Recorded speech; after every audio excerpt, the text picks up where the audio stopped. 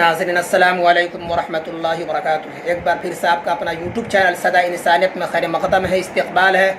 اور جن لوگوں نے ابھی تک اس چینل کو سبسکرائب نہیں کیا ان سے ہماری اپیل ہے، ریکویسٹ ہے کہ اس چینل کو سبسکرائب کر لیں تاکہ نئی نئی ویڈیوز درس انسانیت کے متعلق آپ تک پہنچ سکے۔ اعوذ باللہ من الشیطان الرجیم، بسم اللہ الرحمن الرحیم۔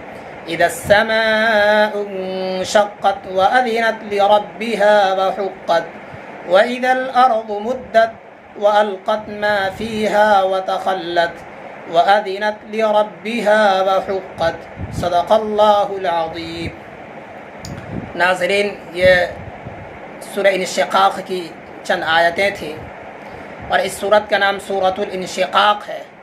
انشقاق کے معنی پھٹنا، کریک ہونا، ٹوٹ جانا کے آتے ہیں، اور اس صورت کا موضوع بھی قیامت اور اس کے متعلقات ہے۔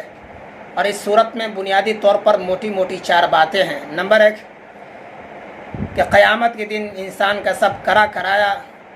اچھا برا عمل اس کے سامنے آ جائے گا۔ نمبر 2 اللہ نے انسان کی دنیاوی زندگی پرمشقت بنائی ہے اور انسان اس دنیا میں مشقت بھری زندگی گزارتا ہے، تکلیف بھری زندگی گزارتا ہے، اور کسی چیز کو حاصل کرنے کے لیے موت تک سخت محنت کرتے رہتا ہے۔ اور پھر اس دنیا میں اس کے اعمال کا فرق ظاہر نہیں ہوگا، بلکہ ایک دن آئے گا کہ جس دن وہ اپنے اعمال کو سامنے پائے گا، دیکھ لے گا کہ کسی شخص کو اس کا نام عمل دائیں ہاتھ میں دیا جائے گا تو کسی کو اس کی پیٹھ کے پیچھے سے بائیں ہاتھ میں تھمایا جائے گا، اور قیامت کے دن ہوگا۔ نمبر 3 انسان کی جو موجودہ حالت ہے وہ آخری حالت نہیں بلکہ آگے کی 2 زندگیاں ہیں۔ ایک قبر کی زندگی ہے، پھر دوسری قیامت کی زندگی ہے۔ اور یہ قیامت کی جو زندگی ہوگی آخری حالت ہوگی انسان کی، آخری زندگی ہوگی انسان کی۔ نمبر 4 جو آخری بات ہے وہ یہ ہے کہ کفار و فجار کے لیے سخت وعید ہے۔ کفار کو ڈرایا گیا ہے، دھمکایا گیا ہے کہ وہ قیامت کے وقوع کو، قیامت کے واقع ہونے کو مذاق نہ سمجھے، اور اسی طرح ان کے مقابلے میں مومنین کے لیے، صالحین کے لیے، نیک لوگوں کے لیے دائمی اجر کی، ہمیشگی اجر کی خبر دی گئی ہے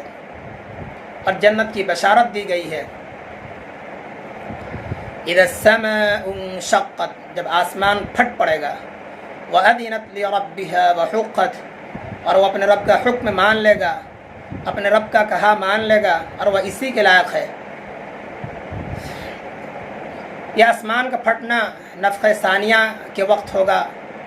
یعنی یہ نفخہ ثانیہ کے وقت کا بیان ہے۔ دوسری مرتبہ سور پھونکے جانے کے وقت کا بیان ہے کہ جب دوسری مرتبہ سور پھونکا جائے گا تو آسمان پھٹ پڑے گا تاکہ فرشتے اور اللہ کا عرش پاک زمین پر اتر جائے۔ وَأَذِنَتْ لِرَبِّهَا وَحُقَّتْ، اور وہ اپنے رب کا کہا مان لے گا اور وہ اسی کے لائق ہے۔ یعنی آسمان کی حیثیت ہی یہی ہے کہ اپنے رب کا کہا مان لے، اپنے رب کا حکم مان لے اور اس کے سامنے محض مجبور ہو کر رہ جائے۔ یعنی آسمان محکوم و مسخر قدرت ہونے کے باعث ہے ہی ایسا کہ جس امر کی مشیت اس کے متعلق ہو اس کا وقوع ضرور ہو کر رہے۔ گویا کہ اس آیت میں ان اوہام و خرافات، باطل عقائد کی تردید بھی ہے کہ جن لوگوں کا یہ نظریہ ہے، جن لوگوں کا یہ خیال ہے کہ آسمان بھی ایک مستقل صاحب ارادہ و صاحب تصرف و صاحب قوت، ایک ہستی اور اللہ تعالیٰ کی محکومیت و غلامیت سے آزاد و خود مختار ہے، جو آسمان کو خود مختار سمجھتے ہیں، وہ ان کے عقیدے کی، ان لوگوں کے عقیدے کی، ان لوگوں کے خیالات کی اس صورت میں تردید کر دی گئی ہے کہ آسمان خود مختار و صاحب تصرف نہیں ہے بلکہ وہ اللہ تعالیٰ کی مشیت کے حکم کے تابع ہے۔ وَإِذَا الْأَرْضُ مُدَّتْ، اور جب زمین کھینچ دی جائے گی، یعنی کھینچ کر بڑی کر دی جائے گی، اور اسے کھینچنا ربڑ کی طرح ہوگا، یعنی جب زمین کو ربڑ کی طرح کھینچ کر بڑھا دی جائے گی، جب زمین بڑی کر دی جائے گی، اور پھر اس کے اندر جو پہاڑ ہیں یہ پہاڑ گرد ہو کر، دھواں ہو کر، ریزے ہو کر روئی کے گالے کی طرح فضا میں اڑنے لگیں گے، وہ سمندر کی گود کو بھر دیں گے اور سمندر خشک ہو جائیں گے، گویا کہ یہ زمین پہاڑوں سے بھی خالی ہو جائے گی اور ایک ہموار اور چٹیل میدان کی شکل میں ہو جائے گی۔ حشر کا میدان قائم ہوگا اور اولین و آخرین اس دن جمع ہوں گے، اور پھر اس دن ان لوگوں سے ان کے اعمال کا حساب و کتاب کیا جائے گا۔ وَأَلْقَتْ مَا فِيهَا وَتَخَلَّتْ، اور وہ اپنے اندر کی تمام چیزوں کو باہر کر ڈالے گی اور خالی ہو جائے گی۔ اب یہاں اندر کی چیزوں سے مراد ہر وہ چیز ہے جو زمین کے اندر مدفون ہے، خواہ وہ چیز مردوں کی شکل میں ہو یا خزائن، دفائن، ہیرے جواہرات کی شکل میں ہو۔ مطلب یہ کہ زمین اس دن اپنے اندر کی تمام چیزوں کو باہر کر ڈالے گی، باہر رکھ دے گی۔ وَأَذِنَتْ لِرَبِّهَا وَحُقَّتْ، اور اپنے رب کا کہا مان لے گی، اور وہ اسی کے لائق ہے۔ جس طرح آسمان کے بارے میں یہ اللہ تبارک و تعالیٰ کی طرف سے یہ بات آئی تھی، وَأَذِنَتْ لِرَبِّهَا وَحُقَّتْ، کہ آسمان اپنے رب کا کہا مان لے گا اور وہ اسی کے لائق ہے۔ اسی طرح زمین کے بارے میں بھی ہے، زمین بھی اپنے رب کا کہا مان لے گی، اپنے رب کا حکم مان لے گی، اور وہ اسی کے لائق ہے۔ فرق صرف یہ کہ وہاں آسمان کا تذکرہ تھا اور یہاں زمین کا تذکرہ ہے۔ دونوں سے مقصود یہ ہے کہ اللہ تعالیٰ کی اطاعت و فرما برداری سے زمین و آسمان تک کو فرق نہیں، زمین و آسمان تک بچ نہیں سکتے، تو پھر انسان جو محض کمزور ہے، اس کی تخلیق ایک ناپاک قطرے سے ہوئی ہے، پھر اس کی کیا حیثیت ہے کہ اللہ رب العزت کے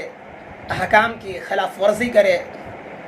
اللہ رب العزت کا باغی ہو جائے، اس کا طاغی ہو جائے، اور اس کے حکم کے سامنے سر تسلیم خم کرنے کے بجائے سر اٹھاتے پھرے۔ تو گویا کہ ان تمام چیزوں کو بتلانے کے لیے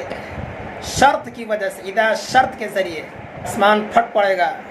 اور جب زمین کھینچ کر بڑی کر دی جائے گی تو انسان اس دن